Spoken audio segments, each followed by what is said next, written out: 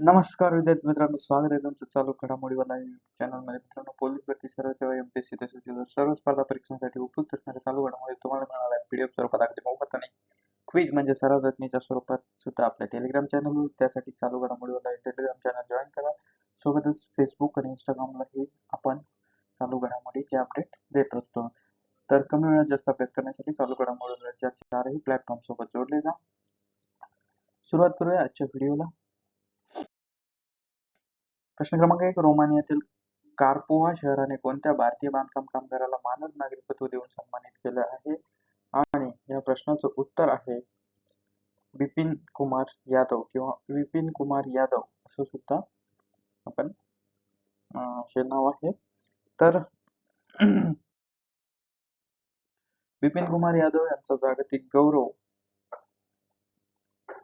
कशामुळे त्यांना हा पुरस्कार मिळालेला आहे? तर यांना पुरस्कार याच्यामुळे मिळाला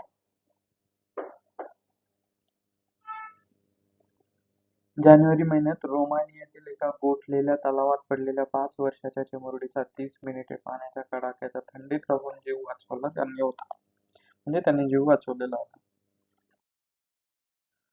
प्रश्न क्रमांक 2. भारतीय हवाई दल जुलै-ऑगस्ट 2026 मध्ये ऑस्ट्रेलियात होणाऱ्या कोणत्या बहुराष्ट्रीय युद्ध सरावात सहभागी होणार आहे? आणि या प्रश्नाचं उत्तर आहे पिच ब्लॅक सराव. तर पिच ब्लॅक सराव 2026 स्वरूप हा ऑस्ट्रेलियात होणारा बहुराष्ट्रीय हवाई युद्ध सराव आहे. यंदा भारतासह 19 देशांची सुमारे 100 विमाने यात सहभागी होत आहेत. प्रश्न क्रमांक 3. स्वदेशी कामिकाझे ड्रोन प्रकल्पासाठी भारतीय हवाई दलाने तामिळनाडूतील कोणत्या केंद्राला नोडल एजन्सी म्हणून नियुक्त केले आहे? आणि या प्रश्नाचं उत्तर आहे सुलूर, 5वे बेस रिपेअर डेपो. देशांतर्गत कंपन्यांच्या सहकार्याने मानवरहित हवाई वाहनांचा विकास करणे, जे शत्रूच्या हद्दीत अचूक हल्ले करू शकतील, असा या स्वदेशी कामधेनू ड्रोन प्रकल्पाचा उद्देश आहे. प्रश्न क्रमांक 4. G7 परिषदेच्या पार्श्वभूमीवर पंतप्रधान नरेंद्र मोदी यांनी कॅनडाच्या कोणत्या पंतप्रधानांसोबत व्यापार आणि संरक्षण सहकार्यावर द्विपक्षीय चर्चा केली? आणि या प्रश्नाचं उत्तर आहे ऑप्शन सी, मार्क कार्नी. तर भारत कॅनडा द्विपक्षीय चर्चा प्रमुख क्षेत्र व्यापार, ऊर्जा, संरक्षण आणि सुरक्षाविषयी माहितीची देवाणघेवाण करण्यावर दोन्ही देशांमध्ये सहमती झाली आहे. प्रश्न क्रमांक 5. भारत आणि जपानने संयुक्त पतपुरवठा यंत्रणेच्या जॉईंट क्रेडिट मेकॅनिझम अंमलबजावणीस मान्यता दिली असून याचे मुख्य उद्दिष्ट काय आहे? तर याचे मुख्य उद्दिष्ट आहे हरितगृह वायू उत्सर्जन कमी करणे आणि शाश्वत विकास. दोन्ही देशांमध्ये कमी कार्बन तंत्रज्ञानाचा वापर वाढवणे आणि हरितगृह वायू उत्सर्जन कमी करणे हे याचे ध्येय असून देखरेखीसाठी संयुक्त समिती स्थापन केली जाईल. प्रश्न क्रमांक 6. श्रम बाजारातील बदलांचे मूल्यांकन करण्यासाठी केंद्र सरकारने स्थापन केलेल्या श्रम सांख्यिकीवरील तांत्रिक तज्ञ समितीच्या अध्यक्षपदी कोणाची नियुक्ती करण्यात आली आहे?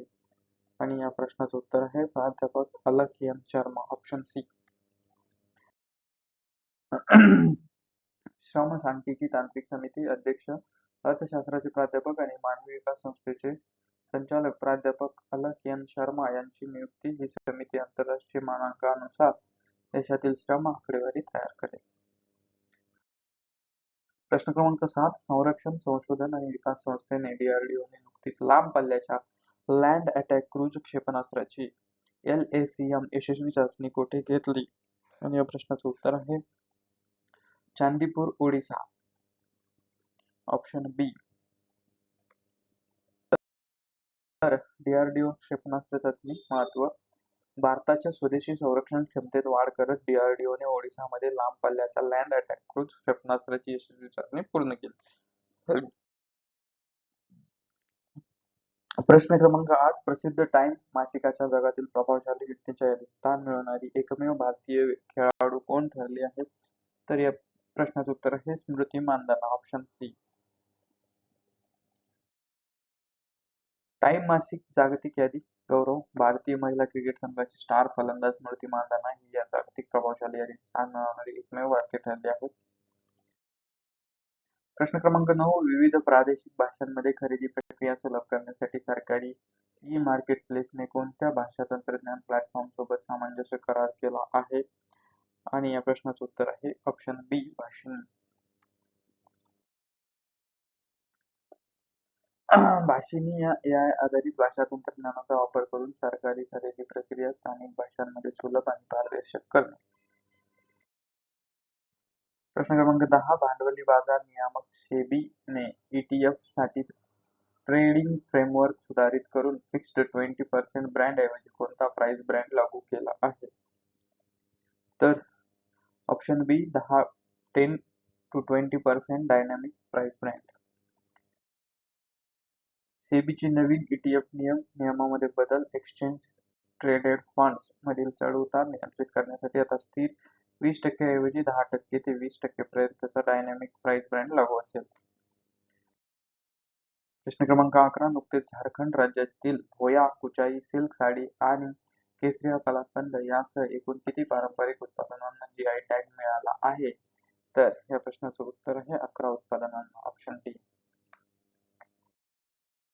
प्रश्न क्रमांक महत्वाची माहिती. झारखंड उत्पादनांना GI टॅग. प्रमुख उत्पादने भोया, कुचाई, सिल्क साडी, केसरिया कलाकंद, डोगरा हस्तकला आणि जादूपटिया चित्रकला यासह 11 उत्पादनांना भौगोलिक मानांकन म्हणजे GI टॅग मिळाले आहे.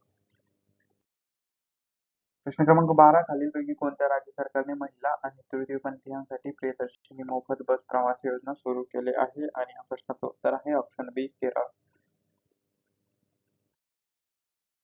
प्रियदर्शिनी मोफत बस प्रवास योजना योजनेचे केरळ राज्यातील महिला व तृतीयपंथीयांना सरकारी बसमधून मोफत प्रवास करता येईल यासाठी प्रवाशांना शून्य मूल्याचे तिकीट घ्यावे लागेल. प्रश्न क्रमांक 13. भारताच्या घाऊक किमती निर्देशांकावर आधारित महागाईचा दर मे महिन्यात 1.96% वर पोहोचला आहे. WPI ची गणना करण्यासाठी सध्या कोणते आधारभूत वर्ष मानले जाते? तर या प्रश्नाचं उत्तर आहे ऑप्शन बी, 2011-12. घाऊक महागाई आणि आधारभूत वर्ष. WPI महागाई दर मे महिन्यातील घाऊक महागाईचा दर 1.96% नोंदवला गेला, जो गेल्या 2 वर्षातील सर्वाधिक आहे. भारतात सध्या महागाई मोजण्यासाठी 2011-12 हे अधिकृत आधारभूत वर्ष आहे. प्रश्न क्रमांक 14. नुकताच $234 दशलक्ष निधी उभारून युनिकॉर्न क्लबमध्ये प्रवेश करणारे बेंगळुरू स्थित देशातील नवीन AI स्टार्टअप कोणते ठरले आहे? तर हे ठरलेले आहे सर्वम AI, ऑप्शन सी. नवीन AI स्टार्टअप युनिकॉर्न मूल्यांकन. सर्वम AI या स्टार्टअपचे मूल्य आता $1.5 अब्ज वर पोहोचले असून ही कामगिरी करणारी ती देशातील आघाडीची AI कंपनी बनली आहे.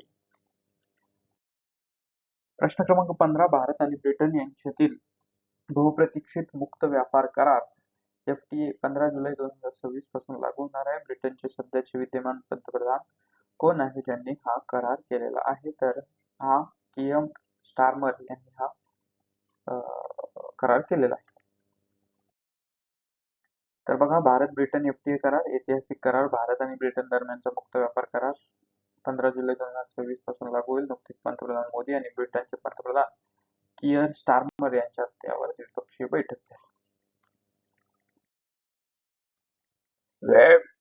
प्रश्न क्रमांक 16. जून 2026 मध्ये फ्रान्स येथे कितवी G7 शिखर परिषद आयोजित करण्यात आली होती, ज्यामध्ये कांगोमधील इबोला प्रादुर्भाव आणि कर्करोग उपचारांमधील जागतिक दरी कमी करण्यावर जाहीरनामा प्रसिद्ध करण्यात आला? आणि या प्रश्नाचं उत्तर आहे 52वी G7 परिषद, ऑप्शन सी.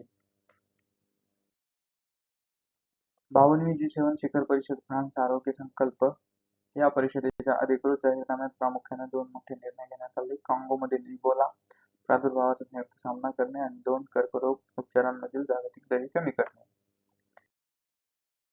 17वा प्रश्न. यमुना खोऱ्यातील 12,000 कोटी खर्चाच्या किशाऊ बहुउद्देशीय धरण प्रकल्पासाठी एकूण किती राज्यांमध्ये महत्वपूर्ण करार झाला आहे? आणि प्रश्नाचं उत्तर आहे 6 राज्यांमध्ये, ऑप्शन बी. महत्वाची माहिती. किशाऊ धरण प्रकल्प केंद्राचा वाटा. या प्रकल्पाचा पाणी घटकाचा वॉटर कंपोनंट 90% खर्च केंद्र सरकार उचलणार आहे. यामुळे 6 राज्यांमध्ये जलसुरक्षा मजबूत होऊन जलविद्युत निर्मितीला चालना मिळेल. संरक्षण मंत्रालयाने 500 कोटीच्या नॅशनल मिलिटरी ड्रोन टेक्नॉलॉजी हबच्या स्थापनेला कोणत्या शैक्षणिक संस्थेत सैद्धांतिक मंजुरी दिली आहे? तर या प्रश्नाचं उत्तर आहे IIT कानपूर, ऑप्शन बी. तर नॅशनल मिलिटरी ड्रोन हब याचा फायदा काय आहे? IIT कानपूर येथे होणाऱ्या या हबमुळे आता भारतातच अत्याधुनिक लष्करी ड्रोन व मानवरहित यंत्रणांची निर्मिती आणि चाचणी करणे शक्य होईल. प्रश्न क्रमांक 19. तब्बल 36 वर्ष देशाला उत्कृष्ट सेवा दिल्यानंतर फ्लाइंग फ्रिगेट्स म्हणून ओळखल्या जाणाऱ्या कोणत्या हेलिकॉप्टरचा ताफा भारतीय नौदलातून निवृत्त करण्यात आला आहे? आणि या प्रश्नाचं उत्तर आहे सी किंग MK-42B किंवा सी किंग. ठीक आहे. तर सी किंग हेलिकॉप्टरची निवृत्ती शेवटचे उद्यान मुंबईतील INS शिक्रा या नौदल हवाई तळावरून या हेलिकॉप्टर्सने आपले अंतिम उड्डाण करून 36 वर्षाच्या गौरवशाली सेवेची सांगता केली. प्रश्न क्रमांक 20. दरवर्षी 18 जून रोजी जागतिक स्तरावर सस्टेनेबल गॅस्ट्रोनॉमी दिन साजरा केला जातो. याच दिवशी भारतात कोणता महत्वाचा प्रादेशिक मुक्ती दिन साजरा केला जातो? तर या प्रश्नाचं उत्तर आहे गोवा क्रांती दिन, ऑप्शन बी. 18 जून महत्वाचे दिवस. गोवा क्रांती दिन इतिहास. 18 जून 1946 रोजी थोर स्वातंत्र्य सेनानी डॉ. राम मनोहर लोहिया यांनी गोव्यातून पोर्तुगीज राजवटीविरुद्ध अधिकृतपणे मुक्ती आंदोलनाचे रणशिंग फुंकले होते. सस्टेनेबल गॅस्ट्रोनॉमी दिन. शाश्वत शेती, स्थानिक अन्नपदार्थांचा वापर आणि अन्नाची नासाडी रोखण्यासाठी हा जागतिक दिवस पाळला जातो. Autistic pride day. ऑटिझम असलेल्या व्यक्तींचा समाजात स्वीकार आणि सन्मान वाढवण्यासाठी देखील 18 जून हा दिवस साजरा केला जातो. प्रश्न क्रमांक 21. प्रतिवर्षी 19 जून रोजी जागतिक स्तरावर खालीलपैकी कोणते महत्वाचे दिवस साजरे केले जातात? आणि या प्रश्नाचं उत्तर आहे जागतिक सिकल सेल जागृती दिन आणि जागतिक सॉन्टरिंग डे, ऑप्शन बी.